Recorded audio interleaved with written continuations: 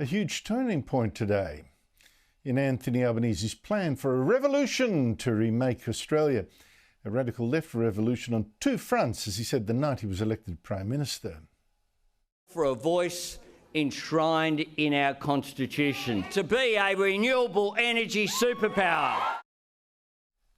And I think today we saw signs that Albanese's revolution is collapsing in the polls and in the streets. Today, the latest poll, Resolve, showed support for his Aboriginal-only voice to Parliament, dropping again, now down to 44%. The yes vote is ahead in just two states now, Victoria and Tasmania, and must in fact win 4 for it to pass.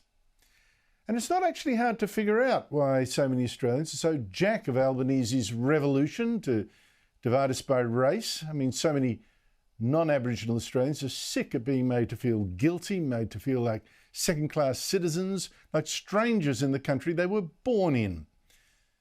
I'll give you one tiny example that's been several viewers have complained to me about. You catch the Sky bus from Melbourne Airport, and this is the message that gets played at you. Skybus wishes to acknowledge the Wurundjeri Woiwurrung Aboriginal people as the traditional owners of Naarm, also known as Melbourne. We pay our respects to elders past, present and emerging, and acknowledge that sovereignty of the land we know as Australia has never been ceded. What a welcome to visitors to Melbourne. Melbourne's now got an Aboriginal name. It's supposedly on stolen land, and by the way, you know, your government's probably legitimate too. Who wants an Australia like that, where even your right to call this home is determined by the race of your ancestors? From the polls, it seems not many want that at all. But Albanese's other revolution is also in strife, and we saw that today. In the streets of Australia's most woke city, Melbourne, farmers surrounding Parliament House have protested against giant transmission lines to be built across their land to move more new green power around the country. And around that country, people are protesting against these green plans scarring our landscape, protesting against the massive wind farms that this government wants built, and the 10,000 kilometres of new transmission lines that we must build in 7 years just to meet the Albanese government's crazy global warming targets that our Climate Change Minister Chris Bowen keeps pushing. We'll take our energy system to 82% renewable by 2030. That's our policy, and we're getting on with that job. But this rural revolt is just one sign now that Bowen's target there can't be reached. That it is, as the former head of Snowy Hydro says, just bullshit, pardon the language. And we're now in huge trouble there because our governments, federal and state, are forcing shut our remaining coal-fired generators without having the cheap and reliable electricity to replace it.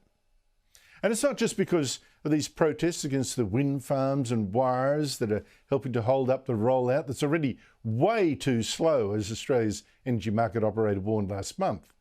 There's also simply not enough investment, the prices are too high, and so a new interconnector to send wind power from Tasmania to Victoria, for instance, now in doubt after a cost blowout. Other new interconnectors meant to hook up wind farms and the Snowy 2.0 project also blowing out. And there's more. That Snowy 2.0 project, pumped hydro one, meant to be our biggest store of green power, now seems to be a white elephant. It was meant to cost $2 billion, now looks like 10 to 15 billion, plus billions more for the wires. And still, it's years from being finished and looks useless. We think it will have very limited use in the market. This is a very great waste of public money. Even more trouble. It's just almost daily. This government claimed hydrogen would become our miracle new green fuel, just made from water. But there's trouble making it work. Last month, plans for a hydrogen plant in Western Australia scrapped.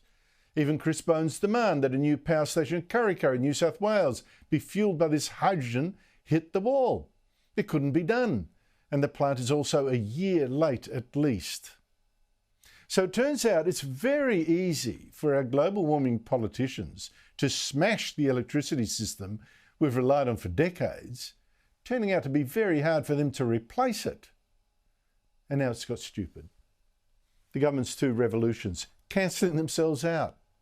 I mean, you take this story last month, Chris Bowen, the Energy Minister, actually blocked a new wind farm that was going to be 10 kilometres off Victoria's coast because Aboriginal groups told him they had a spiritual connection there. So Bowen blocked a wind farm that he desperately needs for his green revolution because the Albanese government also has that race revolution. It can't sell its voice to Parliament if it refuses to listen to an Aboriginal group saying no. It's looking like idiots, which is perfect proof that Anthony Albanese's revolution has turned into a joke. But a warning, it's a joke that's going to cost you plenty.